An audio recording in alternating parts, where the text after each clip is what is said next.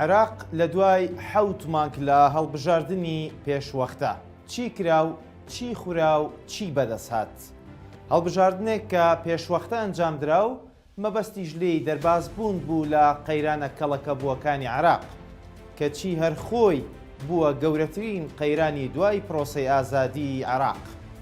ئەگەرچی هەڵبژاردن ئەنجامدرا و ئەنجامەکان ڕاگەیەنران لە دوای مشتومڕێکی زۆر و دروستبوونی چەند هاوپەیمانیەتێک و دوای 3 مانگ پەرلەمان کۆبوونەوەی خۆی ئەنجامدا. بەڵام تا ئێستا ڕۆژ بە ڕۆژ دۆخی سیاسی و کۆمەڵایەتی و ئابووری وڵات ڕووی لە شکست و پاشەکشەی گەورەیە و ناکۆکیەکان زیاتر قوڵ دەبنەوە. لە ماوەی ئەم 7 مانگەدا ڕووداوگەلێک لە عێراق و هەرێمی کوردستان ڕوویان داوە کە ناکرێت باس نەکرێن و نەبنە بەشێک لە مێژووی نوێی عێراق. لەگەڵمان بن لەم راپۆرتەدا بەشێک لە ڕووداوەکانی ئەم 7 مانگەتان بۆ باز دەکەین و تیشک دەخەینە سەر دیوی پشتەوەی ڕووداوەکان.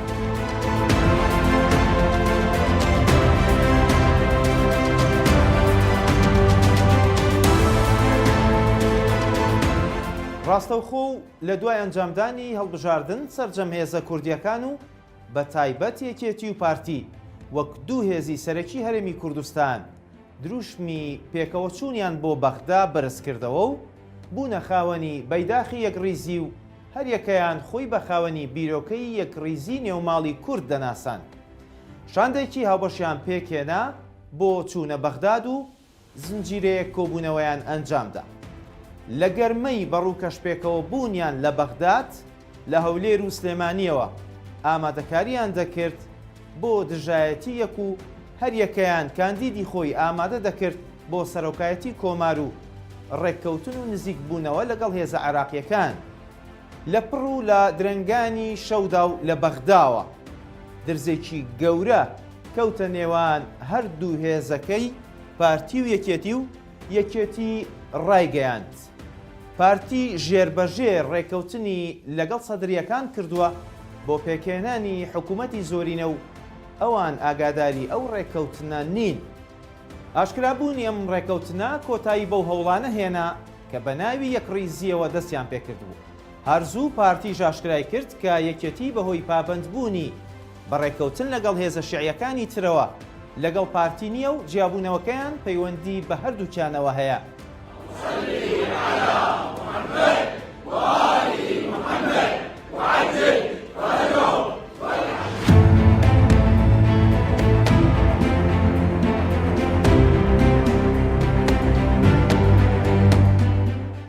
لە یەکەم کۆبوونەوەی بڕیار لێدراوی ئەنجومەنی نوێنەراندا کە لە کەشێکی پڕ لە گرژی و تەمومژاویدا گرێدرا یەکێتی و بەشێک لە هێزە کوردیەکان و شیعیەکان نەچوونە هۆڵی کۆبوونەوە و دەنگیان بە دەستەی سەرۆکایەتی پەرلەمان نەدا.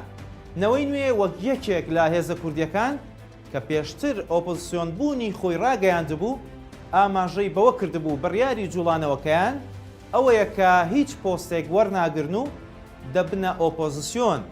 بەڵام چوونە کۆبوونەوەی یەکەمی پەرلەمانەوە و بەهۆی ئامادەبوونی ئەوانەوە نیسابی یاسایی کۆبوونەوە تەواو کرا و کاندیدیشیان بۆ پۆستی جێگری سەرۆکی پەرلەمان هەبوو کە هەم بەشداریکردن و هەمبوونی کاندیدیان بۆ پۆستەکە جوڵانەوەکەی خستە بەردەم نەشتەری ڕەخنەیەکی توندی لایەنە سیاسیەکان و شەقام و بەشێک لە چاودێرانیش.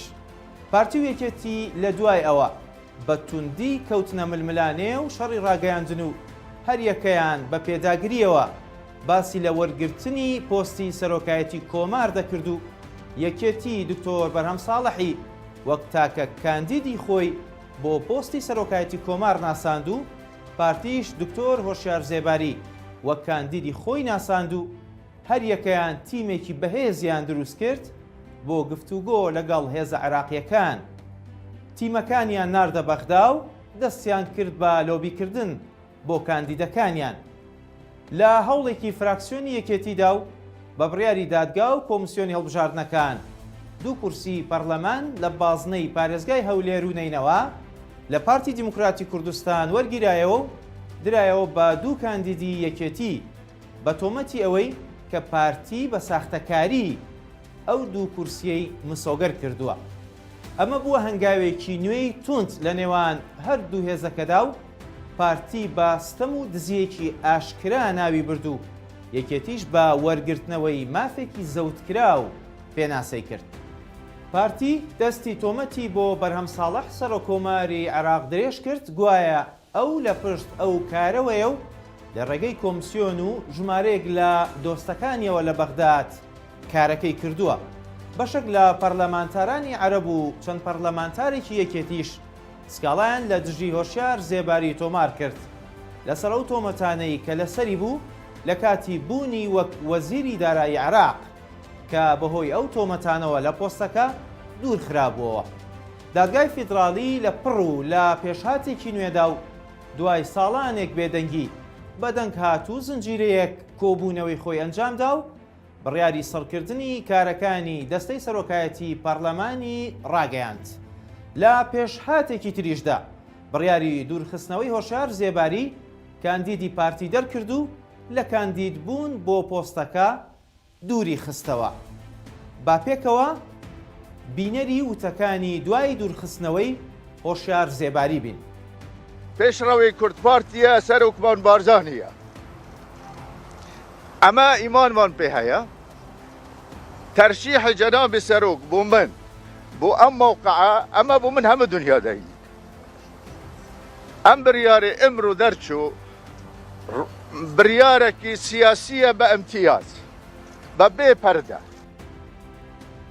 دوورخستنەوەی هۆشیار زێباری بۆ ڕووداوێکی نوێ لە گۆڕەپانی سیاسی وڵاتدا و پارتی بەتوندی دژی ئەو کارە هەڵوێستی وەرگرت و بە هەنگاوێکی تەواو سیاسی ناوی هێنا نەک هەنگاوێکی یاسایی.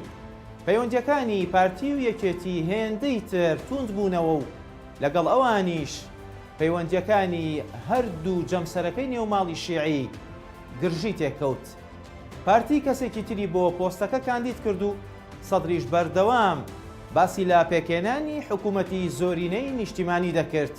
لە لایەکی ترەوە چوارچێوەی ئەماهەنگی هەموو هەوڵیان خستەگەڕ بۆ پێکێنانی حکوومەتی تەوافقی نیشتیمانی، بەڵام هەوڵەکانی ئەوانیش بێ ئەنجام مایەوە و لە بەرامبەردا سێیەکی پەکخەریان پێکێنا کە ڕێگریان لە تەواوبوونی نیسابی یاسایی کرد بۆ کۆبوونەوەی هەڵبژاردننی سەرۆک کۆمار.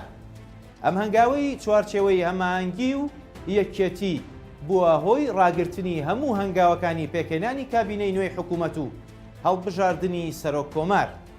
لە ئەنجامی چەقبەستووی دۆخەکەدا بۆ ماوەیەکی درێژ ژمارەیەکی زۆر دەست پێشخەری ڕاگەیەنرا و هیچیان ئەنجامی لێ نەکەوتەوە.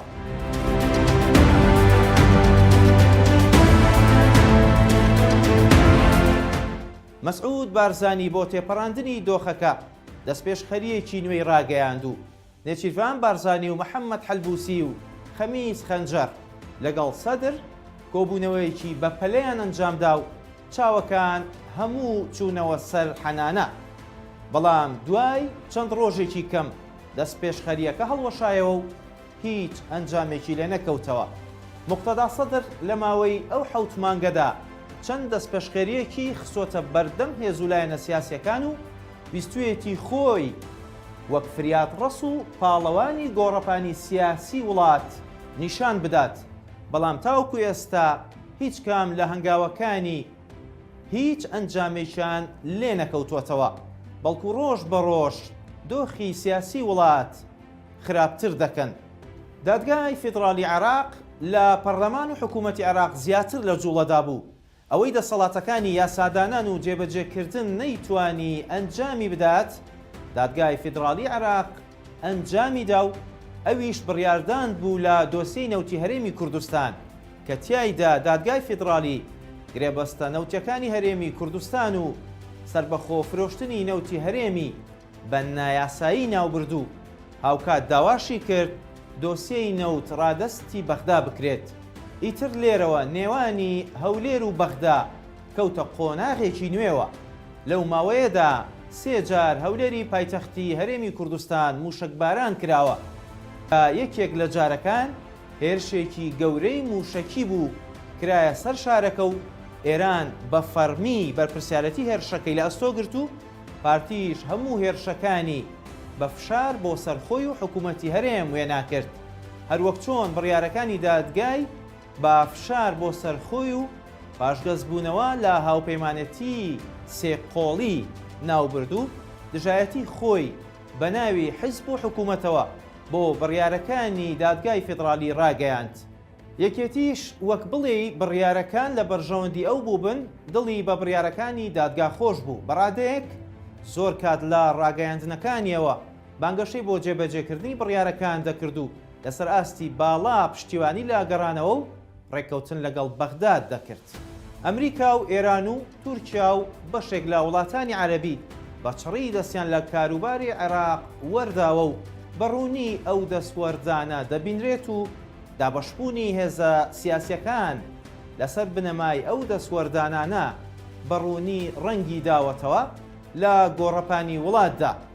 پەرلەمانی عێراق لە ماوەی 4 مانگی تەمەنیدا جگە لە هەڵبژاردننی دەستەی سەرۆکایەتی پەرلەمان هیچ کارێک و هەنگاوێکی گرنگی نەناوە و تەنیا یەک یاساشی دەرنەکردووە و نەیتوانیوە یەک دانیشتنی ئاسایی ئەنجام بدات و هیچ لیژنەیەکی هێمیشەییشی هەڵنەبژاردووە، هەروەک چۆن 3 جار پێچەوانەی دەستور و یاسا بەرکارەکان هەنگاوی ناوە لە کارەکانیدا. بەڵام لەو ماوەیەدا 76 ملیار دینار بودجە و موچەی پەرلەمانتەرانی خەرج کردووە بەبێ ئەوەی هیچ ئەنجامێکی باشی لێ بکەوێتەوە. ئێستا و دوای 7 مانگ لە گرژی و ئاڵۆزی و ئۆپراسیۆنی سیاسی هێزە سیاسیەکان و دەسوەردانی دەوڵەتان بۆ سەرپێخستنی وڵات، 7 مانگ لە دوای ئەنجامدانی هەڵبژاردننی پێشوەختەی عێراق هێشتا ئەو سەری تونێلەکە دیار نییە و نازانرێت کەی دەرگای چارەسەری کێشەکان دەکرێتەوە، بەڵکو ڕۆژ بە ڕۆژ کێشە و ئاریشە و ئاڵۆزیەکان زیاتر و گەورەتریش دەبن.